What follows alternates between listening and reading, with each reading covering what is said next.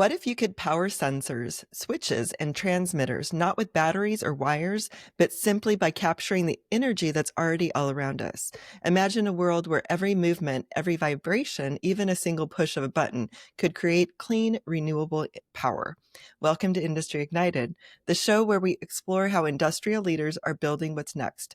I'm your host, Dr. Leeanne Aguilar, and today I'm joined by Larry Richenstein, founder and CEO of WePower Technologies, also known as GEMS, a company redefining how we think about power itself. Larry, welcome to the show. Thank you. Nice to see you, Leanne. Yeah. So, Larry, your career path is anything but typical, from law school to consumer electronics industry to building one of the world's largest wireless headphone suppliers. Looking back, how did that evolution shape your entrepreneurial mindset? You know, going to law school was something I was told as a child I was going to do by my parents. You know, they can't take an education away from you. So I had always planned on going to law school, and having gotten into rock and roll music at a very young age and being a complete rock and roll fanatic, I thought that I would put rock and roll and music and law together and become a rock and roll attorney representing major rock stars. That was my goal. When I got into law school and I started reading those books, they put me to sleep. And I realized that if I ever practiced law, that I would never get to having lunch with rock stars. They would put me in the library, and when they saw how I was falling asleep trying to do the research, I wouldn't have a job in law. So early on in law school, I realized I was not going to practice law, and I was going to have to be an entrepreneur. So I think the law thing was something that was a goal my parents had set for me, but I realized early on that I was never going to practice law. And I did actually drop out of law school, but took a leave of absence and came back, went at night while I was working for my family's business during the day, finished it, passed the bar, and never ever picked up a book again. Wow. Okay. So you actually finished, but you recognized early on that was not your passion. It's not something that you loved, that you wanted, but you went ahead and you finished anyway. And so did you practice at all to any Never extent? practiced a Never day. practiced. I took the bar exam while I was working for my father's business. Yeah. Finished at night in the night school program. It took me 2 years actually at night after 2 years during the day. And then I never looked at it again. I mean, it helped in business. Law is a good background for business. And if someone had an extra 3 years they wanted and some money that was burning a hole in their pocket and they wanted to become a lawyer, I wouldn't argue against it, Yeah. even if their goal was to be in business. But as you said, it's a circuitous route to getting into business and not for everybody.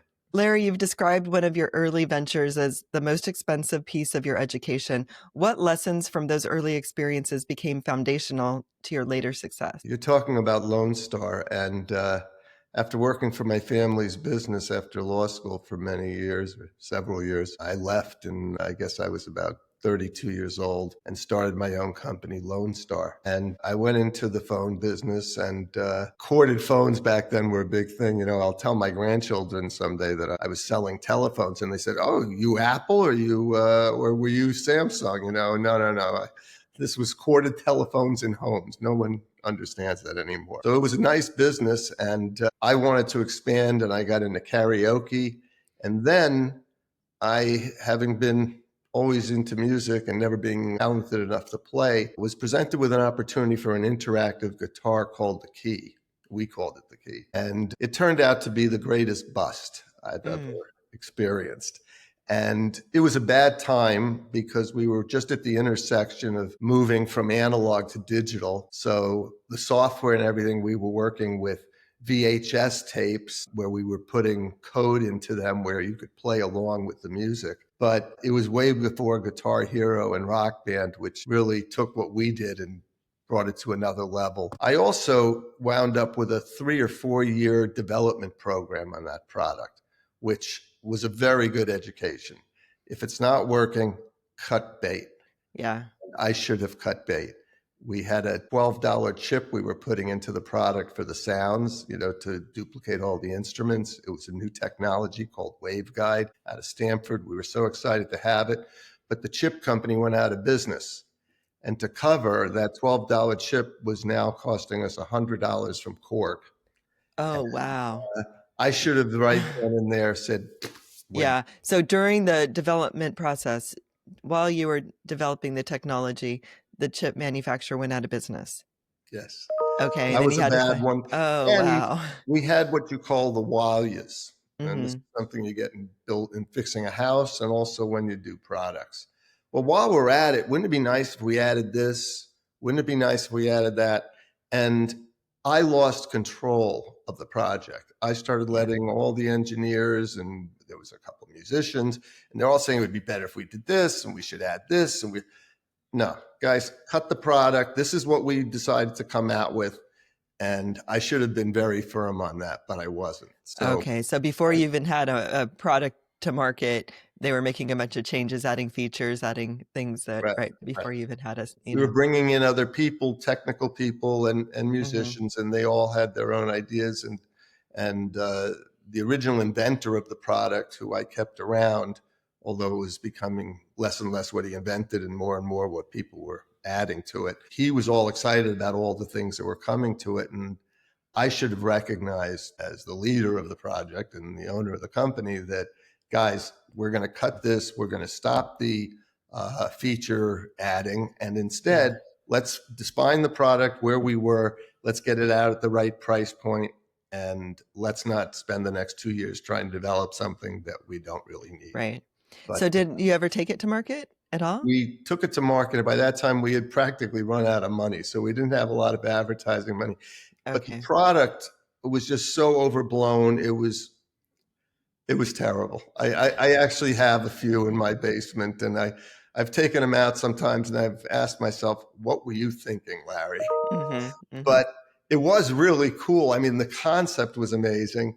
Execution, not so good. And Yeah. again, this was something where I had all these engineers developing software and hardware, and it was out of control. I was just writing checks and not really leading the charge, and I wouldn't Yeah. do that again. Right. Yeah, but that was a big learning lesson, I understand. And it, I mean, how did it I benefit lost you later? I mean, what did you take? What were the big takeaways from that? control your destiny. Don't leave it to a bunch of other people to, be adding and subtracting products and enhancing what they think the product should be. Define the product, stick to it. And one person, myself, as the guy who's writing the checks, should have been making those decisions. And I was letting other people make them for me. Yeah. So that was a big one. And also being realistic about the market and where you were going. I lost my compass there. Hmm. And at that time, though, you were already successful with the karaoke machine. Oh yeah, yeah. We were very successful. I mean, we had a great business. We were selling Walmart, Kmart, Target, Costco, and we had them all. Best Buy in the karaoke business. We were number one. Singleodian. We were really the first company to bring karaoke to the retail market in the U.S. Yeah, that's awesome. Now, coming from a family of immigrants and Holocaust survivors, how did that background influence your drive, your resilience, and your willingness to take risks in business?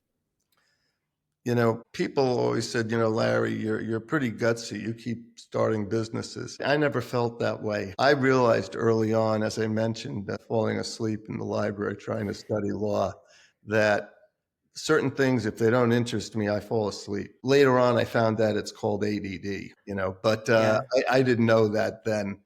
But I think what it really was recognizing my abilities and my limitations. And I knew that the law was not going to be a way for me to make a living. And that if I went to work for a big company and got a job, I also would find it very hard to advance. But if I was calling the shots on my own business and I kept it reasonably manageable, that's an important thing to me about, I never wanted a company with 200 employees. Mm.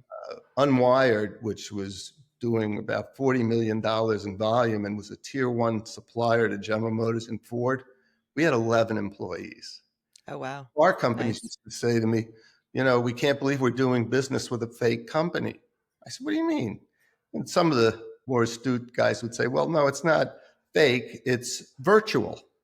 And that was early on. And I said, well, are the products real? Are you getting good delivery? Are the prices right? I said, if I add to my overhead, would that make you happier? Then I'd have to charge you more. Right. So, they Good started point. to recognize that the business model was a good one for the application.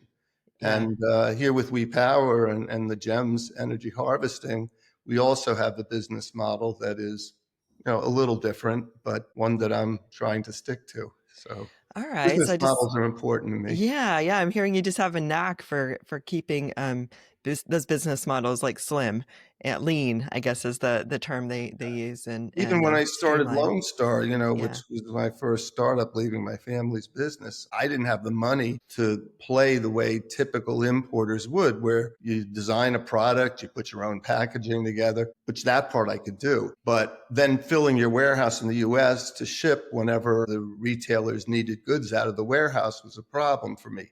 So I came up with the idea of being Hmm. container only supplier, and that we weren't going to finance the big companies. They could finance the purchases themselves.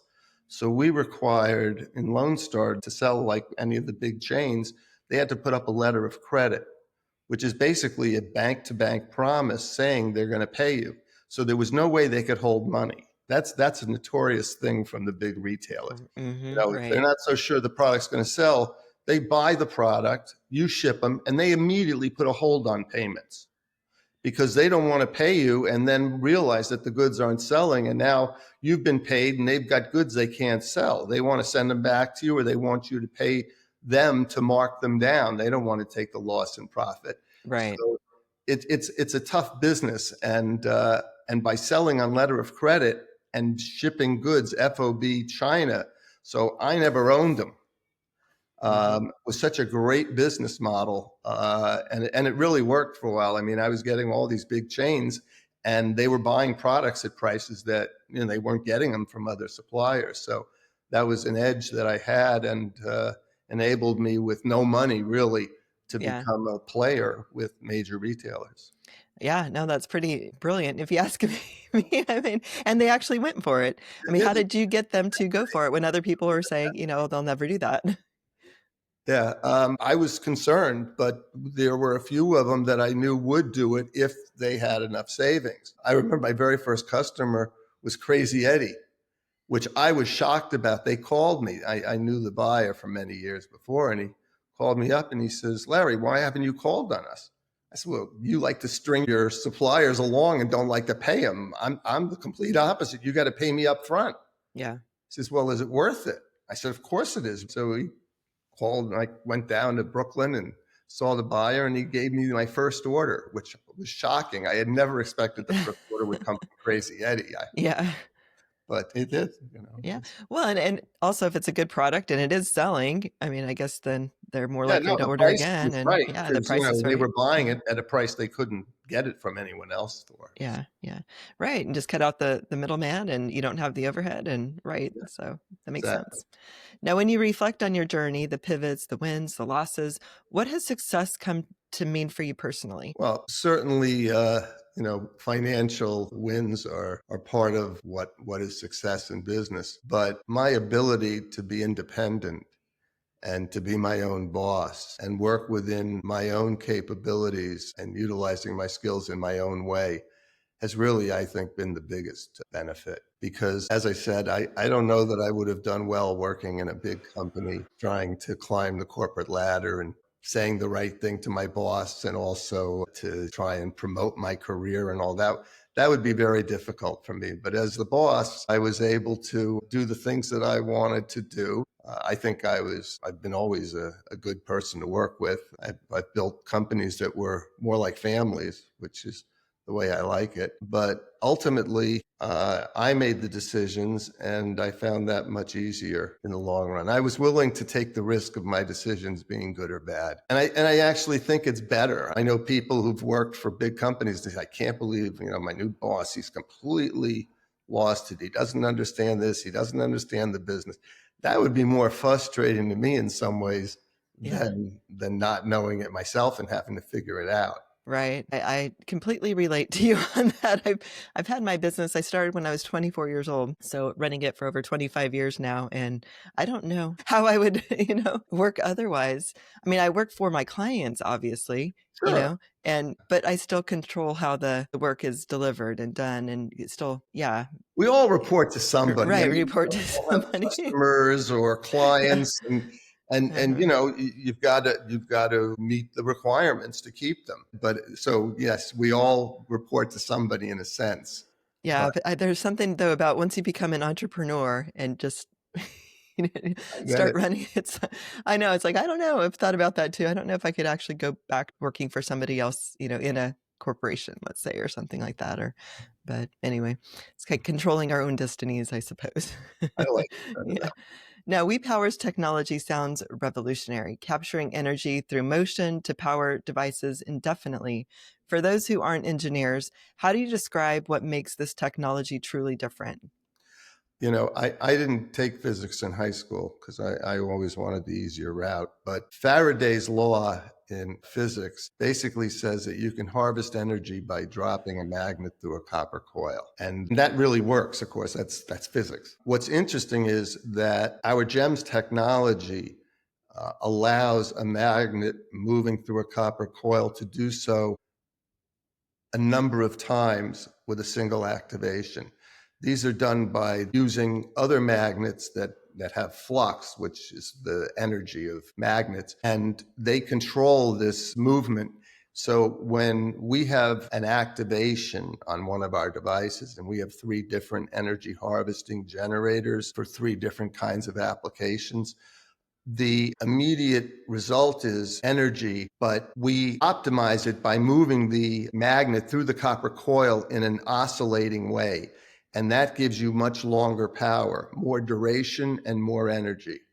So there's been a couple of companies, one which has been in business now close to 25 years, and Ocean, which was the originator of this kind of energy harvesting, kinetic energy harvesting. Today, we're the state of the art. We're putting out 30 to 40 times more energy than they can on a single activation.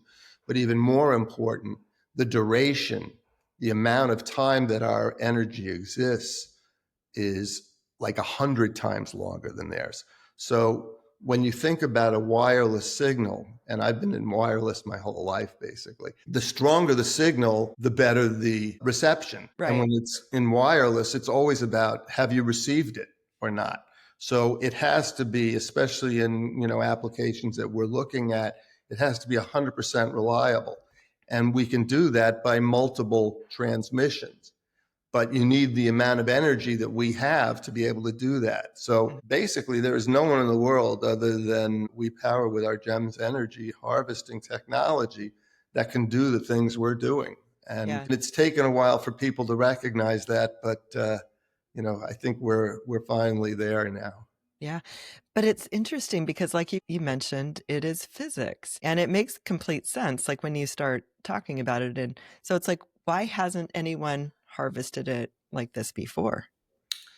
Well, I mean, like I said, there is a company, this Ocean, that was doing it, but they were doing it with very tiny amounts of energy. They weren't getting the amounts out that we were getting. Yeah. And this really was I mean, we have right now 16 patents with another 30 plus in process. So there's a lot of IP here. But the inventor who I had met 7 years ago and tried to work with, his company had gone through $2 million of investors' money, Hmm. and these weren't angel investors. These were guys who took the kids' college funds. So Oh, it's wow. kind of sad. The inventor was a difficult guy. I'm an old man. He's older than me, and rather difficult. And I tried to make a deal. He needed money. So I tried to make a deal where we could invest in his business, clean things up, clean up the balance sheet, and raise more money. But we got stuck on his salary. He wanted a huge salary. And I said, you burned through $2 million. This is a startup. Right. And I realized that it was kind of weird. He was living in this big house on the North Shore of Long Island, and it was a rental house. I knew that. He had a Ferrari and an Aston Martin in the garage. And that's what he showed me before he showed me the products, the generators. And I just got a bad feeling. And sure enough, both cars were purchased on time. And ultimately, he lost the house and the cars Yeah. and the technology when I had offered him a really good deal and he turned it down. So we ultimately bought the patents out of bankruptcy and Mm. started WePower. So We it did sounds hire like, him yeah. and I was paying him a lot of money for a while, Yeah. but and I was paying him in advance, like a lot of money every month in Yeah. advance. And the last time I had sent him the money in a wire transfer to his bank, he quit the next day because Mm. he knew I had hired a real engineer to run the engineering because, he was a physicist, but he was not an engineer. Right. Sure enough, I knew now why months later that everything he was doing was broken. It wasn't working. It had to Uh, all be re-engineered. And yeah. it took us years to do that. So one of the things about entrepreneurs is we're all pretty optimistic. We jump when we don't look at some of the things that could go wrong. And I think that's a plus, actually. I think a lot of founders are usually ADD.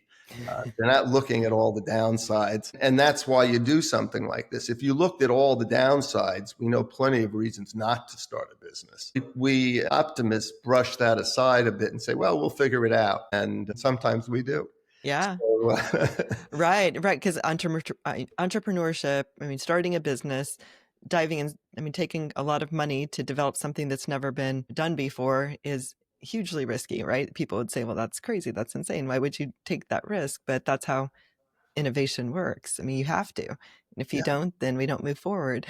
I, I'm, I'm in complete agreement with that. Yeah. So, yeah, I mean, so that's what happened. I tried to work with him, but we brought in this engineer who's with us still. I mean, he's been with me now over Yeah. 5.5 years. Mike Riddell, he's our senior VP of engineering, really overseeing all the technical work. And the first thing he said to me is, we're missing a vital part of this whole product. I said, what do you mean? I got the generators. Now all I need to do is get the transmitter circuits and hook them up.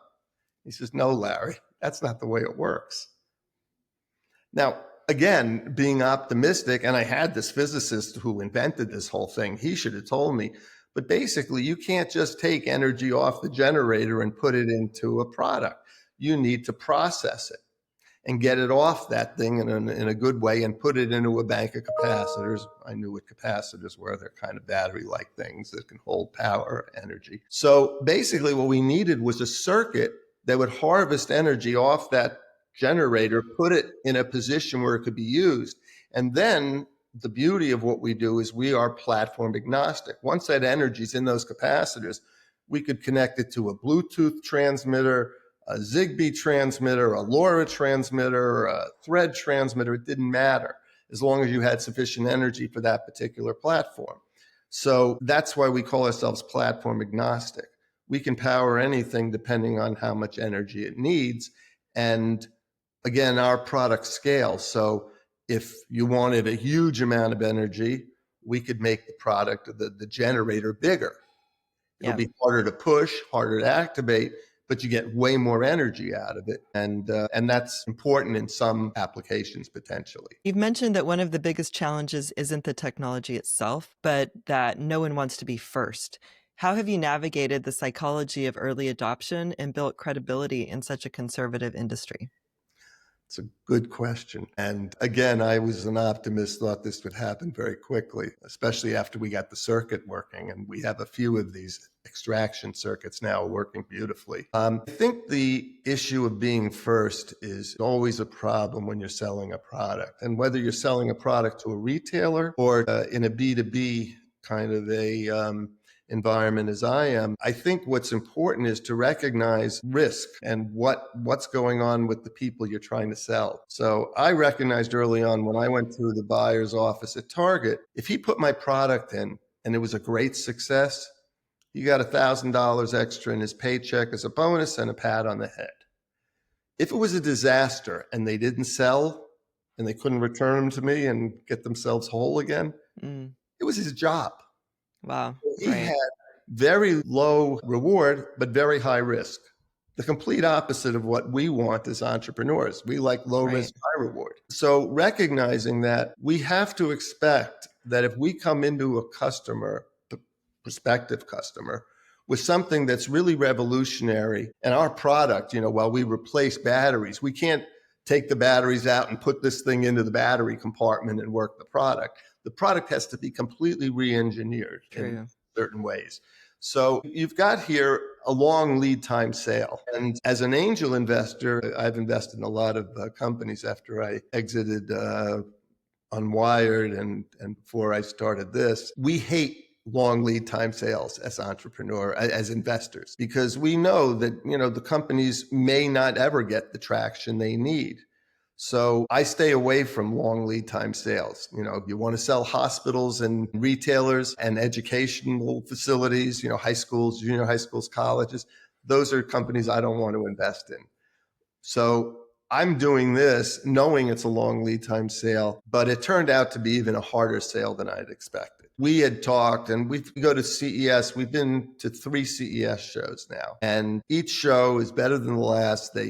And even the first show, we had 100 major corporations coming into the booth talking to us about all kinds of applications. And I walked away from that show thinking, this is done. I mean, this is going to be amazing. Right. Not one of those prospective use cases ever got turned into a product or a deal. Really? Not one. We had Yeah.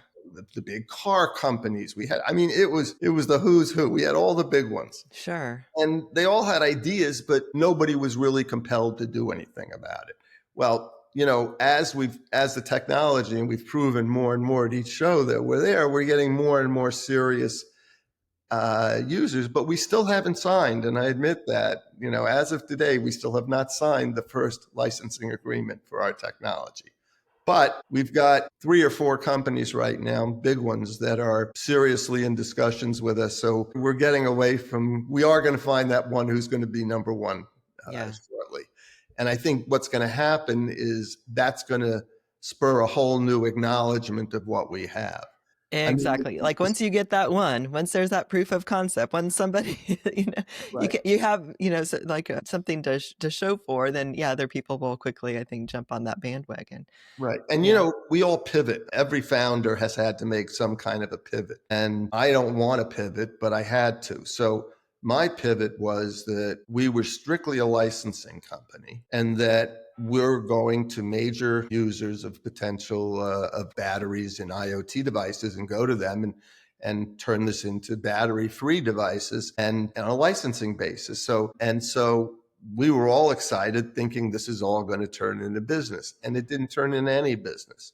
Because Wow. again, it's more than just recognizing the need or the desire to go battery free. And there's a lot of good practical reasons to do so, but the effort to do so requires a redesign of the product. We don't drop our energy harvesting generator into a battery compartment.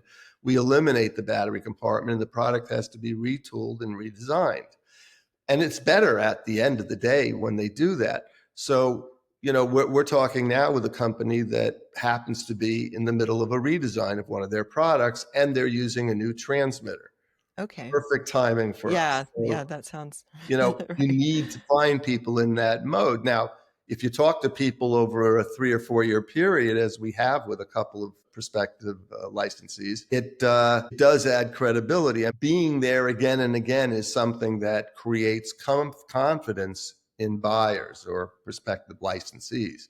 You're here still? Yeah, we're still here. Well, I guess you're not going out of business so fast. And that's a credibility thing in and of Right. itself. For Right. any startup, when you come back to a guy, hey, listen, I'm not giving up. I was here 2 years ago calling on you. I'll be here 2 years from now. That's the kind of thing where the idea of, oh, you're a startup and I don't know if you're going to be around Yeah. is diminished. And now you have a more viable sales platform. Yeah. So Well, they don't want like what happened with you with the key with that microchip to happen. that's It's like right. you're, I Well, mean, today, the stuff, again, this is really so basic, magnets and coils. And the circuitry that we have is really, it's very revolutionary, because, again, you can think about if you need a circuit to take the energy off one of our generators, how does it do it?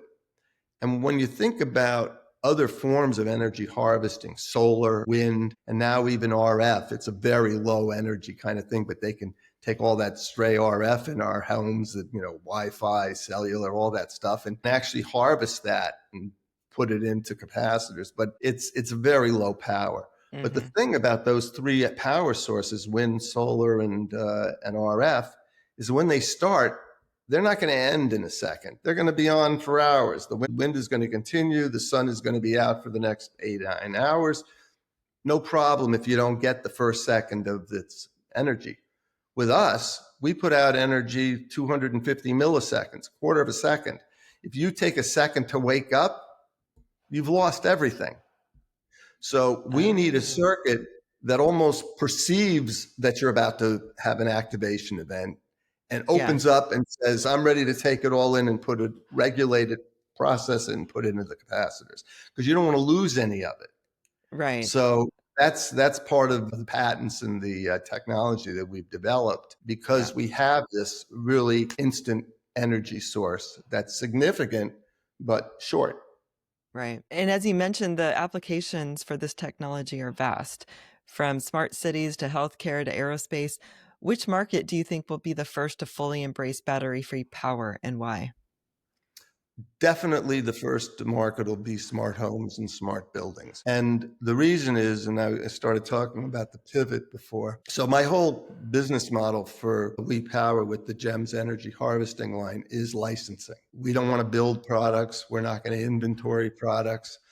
And licensing is really the best way to do this. It's most efficient. Take our components, build them into your product, incorporate our circuit into your circuit, and make this product at the lowest possible price and make it the most efficient product you can make. So that's the concept.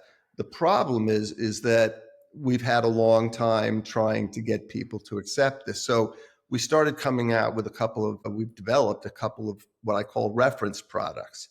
And the first one is our liquid leak detector. And this is a really exciting product, which will be going into production in the first quarter of 26. We have 3 customers already set up that'll be buying it. But again, this is a pivot from my full licensing model. What we've actually done is we've designed and created this really great water leak or liquid leak detector. It's basically for water, but other liquids would also activate it. Because if you think about what's going on in homes today for leak detection, you either have a wired unit coming out of the control panel in the mechanic room, right? In the mechanical room, there's like a little blue pad that lays there in the basement, and it gets wet, it goes off.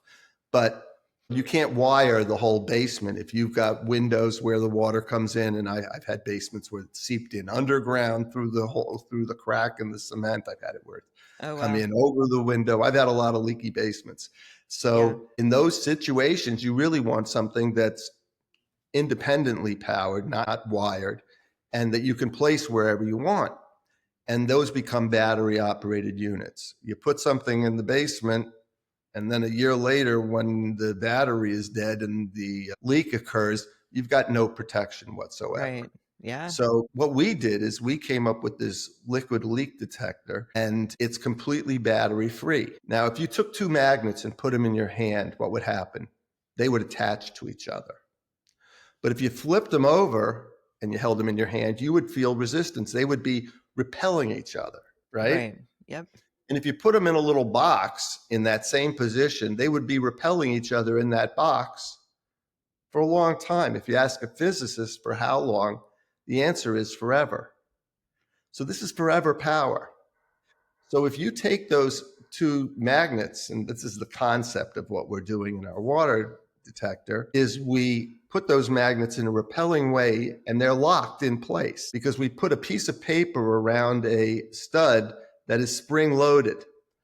And when there's water on the floor, that paper gets wet and gets weak, and the plunger pushes it up and it breaks. When it breaks, it releases internally those magnets that were repelling each other, and they pop. And that popping provides enough energy to transmit a signal in Bluetooth or Z-Wave or whatever format you're looking for. Those are the first two formats we're going to be producing in Bluetooth for Yeah. Home Assistant and, of course, Z-Wave. And it'll send a transmission to the hub and say leak. And then you'll get a text or an email telling that you have a leak in the basement. We could tell you which basement window or whatever, because we could put multiple units around and they'd be, again, laying there. But the idea here is that you can lay that thing down on the ground, and 30 years from now, if the hub is still, still connected and the house is still there, the first time it gets wet, it's going to send the signal, period. There's no way about it. No, and I see the opportunity for tons of applications. I mean, especially for the hard to reach, for smoke detectors and CO2 detectors and stuff like that. Well, that's right. When you start looking at cost of replacing batteries, especially in commercial applications, like we've talked to companies that do blinds and shades, drapes in nice hotels. And they're electrically operated in a lot of these hotels. And if you have 100 rooms, well, you got 100 remote controls that use batteries and they run out. Yep. So there are a lot of hotels that have guys that are just running around putting batteries in doors and remote controls at some of these hotels. Right. We can eliminate that. That remote control could last, even in a heavy use environment, 50 years. Wow. Without ever needing a battery. Yeah. Right. So not only cost savings but labor, cost and labor savings and time savings. And absolutely. Now, Larry, you've invested in over 80 early stage companies through the New York Angels. From your vantage point, what separates the companies that thrive from those that never quite make it? Well, most of the companies I invested in were through New York Angels. I did some outside also. Listen, when you invest in early stage companies as a rule, it's a risky venture. And 80 sounds like a lot, and it is, but realistically, anyone is thinking of becoming an angel investor. If you can't realistically look at yourself and say, I could make 20 investments, you probably shouldn't do it. Because if you're going to invest in two companies, odds are they're both going out of business. When you invest in 20, you might get a couple good ones. Chances are you only need one good one. I mean, I had one exit that was 60x. So, if I had invested in only 20 companies, I still would have tripled my money, right? So it's really a matter of looking at what do you think is viable. So certain people are very specific in the categories they want. I never was. If a company sounded interesting and it had a good team, I mean, that's a very important thing. In any company, you got to have a good team. You got to have a good idea. But an idea alone isn't going to do it. Can this team bring that idea home? And that's a big question. One of the things that I don't like to talk about it too much because I don't want to disappoint people who want to start businesses, but second-time entrepreneurs are usually more successful than first-time entrepreneurs. Just makes sense. Yeah. So I've invested in many first-time entrepreneurs, but over time I've learned that if you can find someone who's doing the second deal and they've already had a failure or a win, probably better. Right. Just like we were talking about before. It's hard to get people to do the first. Right. Well, and also, we learn from our mistakes. We do. Absolutely. If we're awake, Yeah. So very true. Right. And so, I think that's a big thing. The other thing that I had, which not everyone agrees with, obviously, in an environment where, today you can talk to a young entrepreneur who's done a seed round, an A round, a B round, how are you doing? And he'll tell you, well, great, we're up to 112 employees. We only had 30 2 years ago. We just finished this. I'm working on the C round now. And I fog over when I listen to that, because I do not want to be investing in something that's going to have 6 rounds of financing.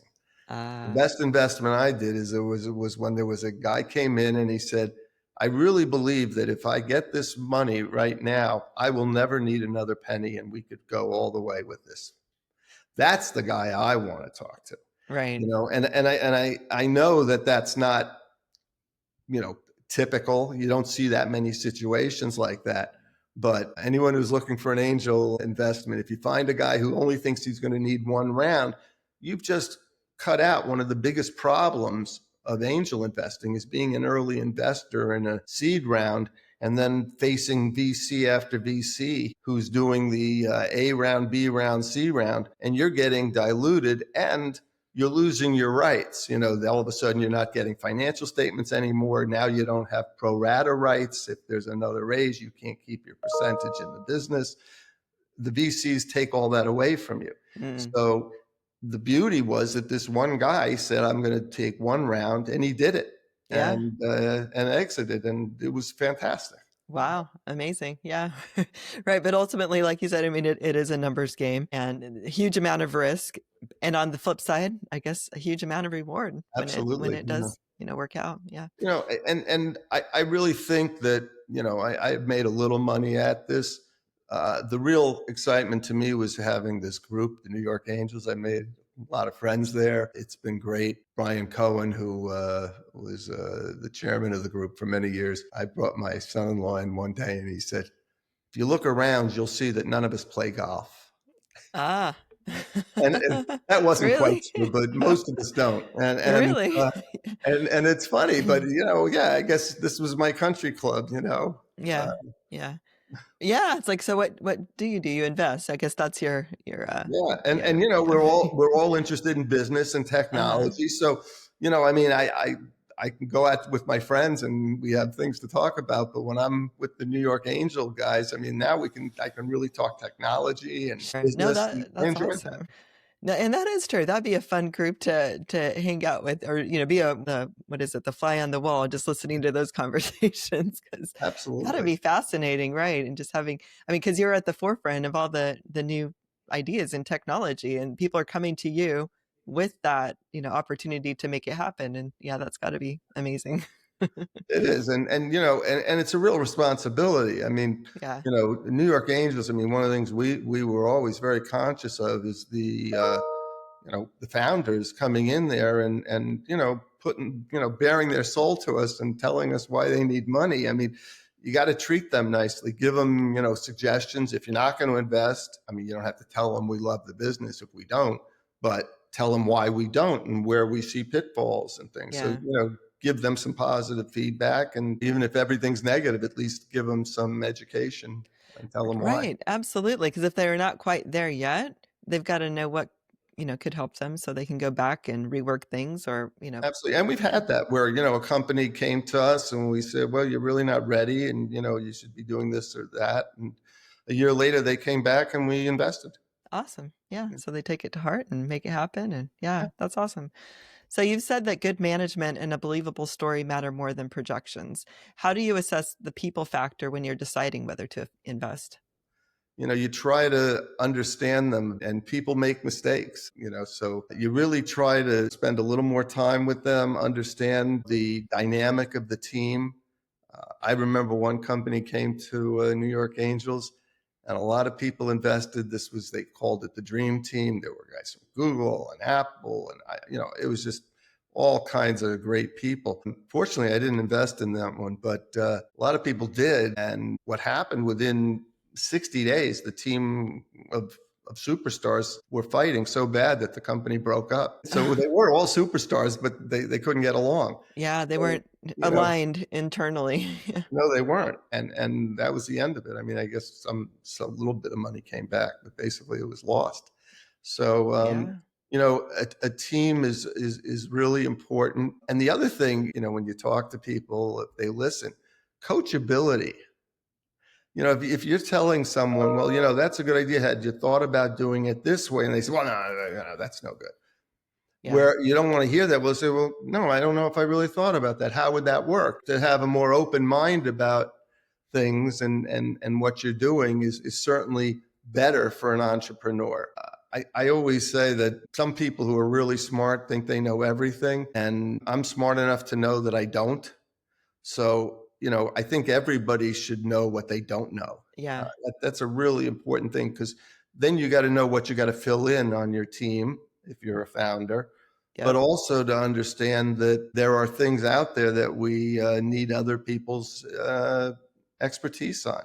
Yeah. And, when you're doing due diligence, one of the advantages of being in a group like New York Angels or any angel group is, it's a collective set of minds that's coming in there with all kinds of experience in different industries, different technologies, and we all have seen different things that maybe the other guy didn't see. So when we all look at the company together and do our due diligence as a team, we can do a better job. Right. Yeah, that's a really good point, and I like that mindset.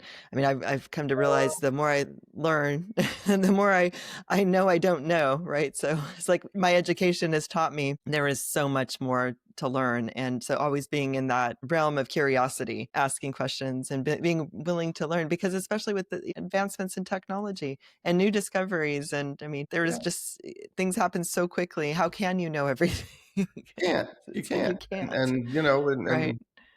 now we have Chat GPT, so we can. They know everything supposedly. Right. Right. Now, many founders struggle with knowing when to pivot or persist. How do you make the call, especially when you've personally invested years or millions into an idea? Well, that's where, I looked at this pivot of building a product. And, again, we were going out and showing all the people the potential for licensing. We have all these use cases. We've done drawings of different use cases, things, but ultimately having a product that people can pick up and see it working and understand how we got it to work. And the water sensor, the liquid leak detector, as we call it, is certainly one of those products where, there's nothing like it. It really takes advantage of its battery-free nature, being able to lay there forever, ready to announce an event, a leak. What we looked at there was the idea of making a product, of actually developing it, tooling it. I'm just sent a deposit last week for tooling for the product, which will be out in February, and in production in February and shipped in February. And that was a real pivot for me to have to do that. And we're doing the same thing now. We're developing, and we'll be showing at CES in January, a light controller, which most people would just call a light switch. But Huh. today, the light switch market is becoming heated because more and more people want to do wireless. And in Europe, they just outlawed batteries in light switches or light controllers if they're not user replaceable. And what people have been doing in Europe for a while now, because wireless in Europe, I think, is even bigger in lighting than it is in the US, is they've been putting little batteries in to supplement some energy harvesting technology like the ones from Ocean that just don't have enough energy. Yeah. So we do, and we don't need any battery, but they're now going to be required to make those batteries replaceable, user replaceable. So they got to put a battery compartment in. And that just makes the product a little more complicated. With our device, they can seal the product. It never has to be opened again because you don't need to put batteries in. Yeah. And that allows it to be dust and water resistant much better than if it had a battery compartment. So it's a real advantage. And we've decided to tool our first light switch. So we will be showing at CES a light switch with a potentiometer, which is just a slide switch. But again, it takes energy to read a slide switch. That's like another sensor, really. Right. So other people can't do that. We can. So we could do dimming. We could actually have another potentiometer slide switch for scenes, Yeah. for different lighting scenes that's more sophisticated and fancier homes. But those are things that we can do that nobody else can do. So we're showing that, and we're now talking to some lighting companies. And I think whether we build that one or a variation of it with one of these companies serving as a licensee Hmm. remains to be seen. But we know the light controller market is huge, Right. No, that's, yeah, one that we're it's going very after. huge in Europe too, it sounds like. So you have a huge So opportunity that's there as really, well. when we talk about, all the markets and aerospace and automotive, and again, I know automotive from my last business, we're going to go after those, but smart home right now seems to us like low hanging fruit. Yeah, that makes And sense. there's some other applications specific to companies that we're talking to also, control buttons for different devices, things like that. But, Hmm. you know, Right. So for entrepreneurs listening who dream of being where you are, what's one mistake you see repeated over and over, and how can they avoid it? mm.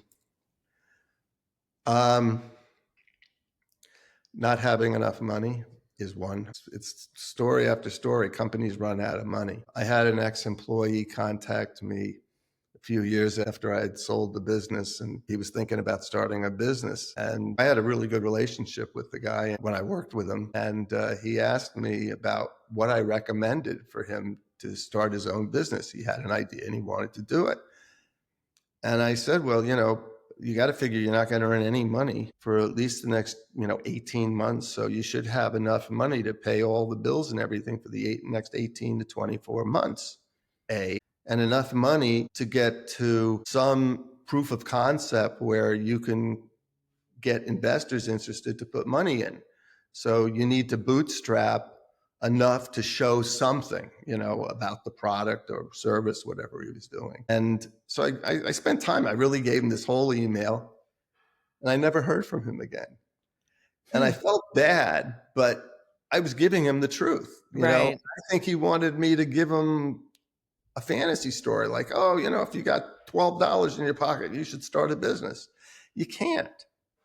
And it's unfair. I mean, in some ways, if I didn't have the money to do this, I couldn't do what I'm doing right now. I think it would have been really hard for me to raise outside money on this project that I've been pursuing Yeah. for the last 6 years plus. And, I've put millions of dollars into.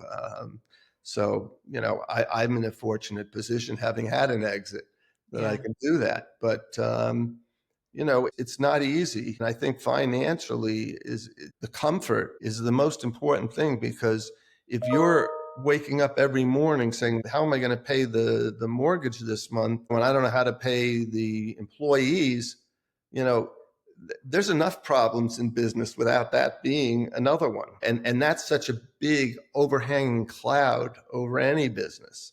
Right. It makes us do things we don't want to do. Like I've had situations, and even in this business, where it would be really nice to pursue this project or to hire this PR firm or to do this or to have a bigger booth or a fancier booth or better graphics. But you have to make a decision to, preserve capital at some point and weigh what is really needed with, how do you keep your business going for the longest amount of time? And you got to keep the oxygen in the tank. Yeah, that makes sense. And right, have enough self control to, not go for all the shiny objects, right? It's Right. like the person you bought the business from, and not put the cart before the horse when it comes to the fruits of your labor, and just keep those temptations at bay. Yeah. Just keep focused, and those things will come later. But first, make sure there's sustainability within the business itself, or you won't have a business, basically. Right. I mean, listen, there are a lot of things that, I mean, again, I see this as such a far-reaching technology. There are all these different areas that I would like to be pursuing right now. I have a lot of ideas, and with our engineers, we've got tons of ideas. So we have to weigh what's the best way to get there. And right now, getting that first licensing agreement, getting some revenue into the business, because again, I'm not worried about major profits. I'm just want to stop the burn. And then, I'm happy to invest the income from the company and reinvest it into building the technology and enhancing our offerings. Yeah. But Larry, final question. You've reinvented yourself in your career multiple times. What keeps you curious, and what drives you to keep innovating after so many successes? I don't know what else to do with myself. I love what I do. I do. I think, being curious is a great attribute. I want to see the future. I have so many things I'd like to see. You know, some people would say it's fear of missing out, but I do. I want to see where everything's going. I think there's some, scary times also ahead, but, there's some real excitement. And I think that you got to stay curious and you got to stay excited. And I'm proud of the kid in me. I haven't let that go, and I don't want to ever let it go. And I think that's part of being young and part of being alive, I wanting to love be. that. Yeah, I love that. Right. Keep that kid alive. And it's a mindset thing. It doesn't matter what your age is, but it's really how you feel inside, and that curiosity, like you said. Just keep I think going so. and keep being curious. Well, Larry, thank you for sharing your incredible journey and giving us a glimpse into a future where power is clean, endless, and self-sustaining. Your story really is a testament to perseverance, creativity, and the courage to reimagine what's possible. For listeners who want to learn more about your technology, how can they find out more? And also, I know you mentioned you're going to be at CES in January. Yes, we'll definitely be at CES in January in the North Hall. Our website is gemns.com, and we have all the information there. And my email is larry@gems.com. So easy to get in touch if anyone has questions. Thank you again. Thank And you, for Leanne. I enjoyed it. Yeah, absolutely. No, it's been fascinating. I'm sure we could have a whole nother podcast on all the other questions I have. But for our listeners, if you enjoyed today's conversation, be sure to subscribe and tune into the next episode of Industry Ignited. Until next time, stay bold, stay curious, and keep igniting industry.